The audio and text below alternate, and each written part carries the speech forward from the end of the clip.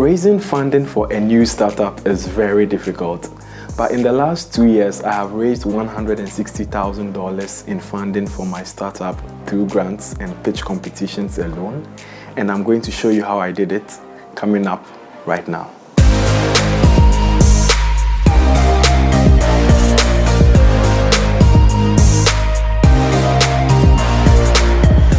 What's up guys, Isaac here and welcome to another episode of Entrepreneur Weekly. On this channel, I share practical insights to help young entrepreneurs grow their businesses. So if you're new here, please consider subscribing. Before I go into how I raised all of that money for my startup, I should probably tell you what my startup does. We're an agri-tech company and we develop and provide a range of technology, products and solutions for farmers and agri-businesses to help them reduce losses and maximize productivity. There are many ways to raise funding for your startup, and I've made a video already on that which I've linked up here, so go check it out.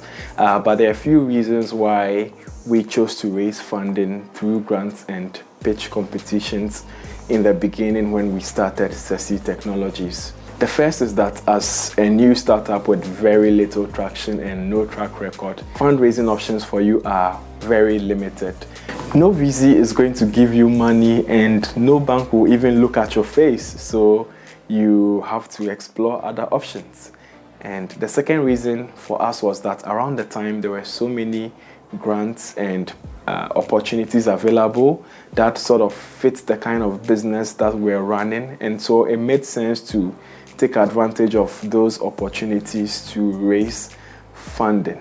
At the end of the video, I'll let you know why I think we're successful in raising that much money through grants and pitch competitions, and I'll also let you know if raising funds through grants and pitch competition is the right approach for you, and so watch till the end and don't skip. It's also important to mention that the point of this video is not to brag about how much money we have raised, but to let you know the opportunities that are available and how you can also take advantage of them to raise funding for your own businesses. So without out of the way, let's move on to the first funding that we raised. Our first funding was $5,000 and it came from the Tony Elumelu Foundation in December 2018, about 7 months after we had founded Sesi Technologies. I applied for the Tony Elumelu Entrepreneurship Program and I was one of the 1,000 entrepreneurs that was selected to participate in the program.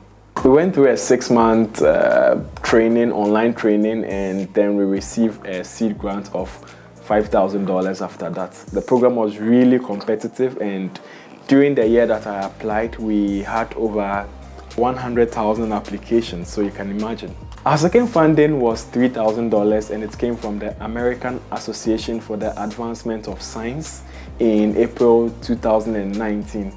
They ran a competition called Just Tech I, and I applied, I got selected and got shortlisted into the final 24 after a really intense and crazy round of voting. So we went to Bahrain for a 2-day boot camp, which was quite fun actually. After the boot camp, we had 2 rounds of pitching on a live stage, and then I came in second during the pitching for the idea phase, and that was the price of $3,000. Our third funding was $11,000 and that came from the American Society of Mechanical Engineers in May 2019. They also ran a competition called iShow Kenya, and the process is also similar to the Just Tech I competition. There's a call for application, we applied, we went through the process, and then we're shortlisted to be part of the finalists in Kenya, where we had to compete against 8 other companies that were also pitching, and fortunately we're one of the 3 winners that won $10,000 each. But there was also a voting round which was called the People's Choice Award, which was worth $1,000, and we came in first with the most votes, so we had that one too. Our next funding came in June 2019 from another competition organized by the Siemens Foundation, which was called the Empowering People Award, which went through a similar process. We eventually made it to the finals and we had to go and pitch in Egypt, but I didn't get a visa in time, and so I was unable to go. I had to submit my pitch online, And even though we're not one of the 3 winners, the competition actually awarded all the finalists 10,000 euros each, which was nice. And we also won the voting round, which was also worth another 10,000 euros. So in all, we got 20,000 euros from the Empowering People Award competition. So that's a total of about $43,000 so far. The next one was the biggest pitch competition we won, which was the Go-Getters Agripreneur Prize, organized by Generation Africa for agri-tech startups based in Africa. Again, after getting shortlisted, we went through multiple interview stages and we eventually got to the finals and pitched on a live stage in Accra against 11 other startups from Africa, and we won the first prize. It was like a very surreal experience for me. I don't even know how to describe it because I was really nervous going into the competition. And during the pitch practice sessions, I literally had to read my pitch from a script because I was so nervous. But thankfully, I did a very good job during the pitch, and by some miracle, we won $50,000. Our next funding came from the Ghana Climate Innovation Center. This was actually a 9-month accelerator program that we got into. The selection process involved a multi-stage application process and a multi-stage interview process, which we eventually came out successful. And at the end of the program, we were awarded a grant of $34,000 to purchase equipment to scale up our production. Then in December of 2019, we also accepted into the World Food Program Innovation Accelerator in San Francisco. And after the bootcamp over there, we also awarded a $20,000 grant to finish up a project that we had started. After that came a series of consecutive rejections from every application and every competition that we applied for. So finally, after all of those rejections, we won another grant of £15,000. That was in November of 2020 from the Africa Prize for Engineering Innovation, which brought our total winnings from grants and pitch competitions to about $160,000. So what did we use all of this money for?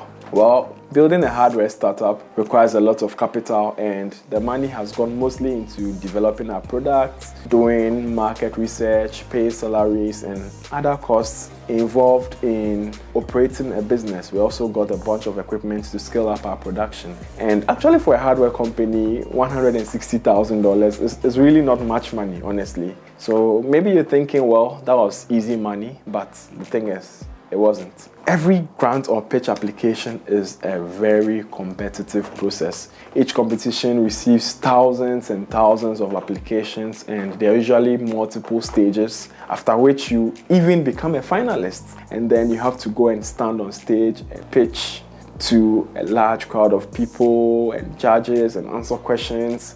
Usually you go and you meet other very accomplished entrepreneurs, and you feel like, what the heck am I coming to do here? So sometimes you get all the way to the finals and you don't win anything, which can be very disappointing. The emotional stress can be really something else.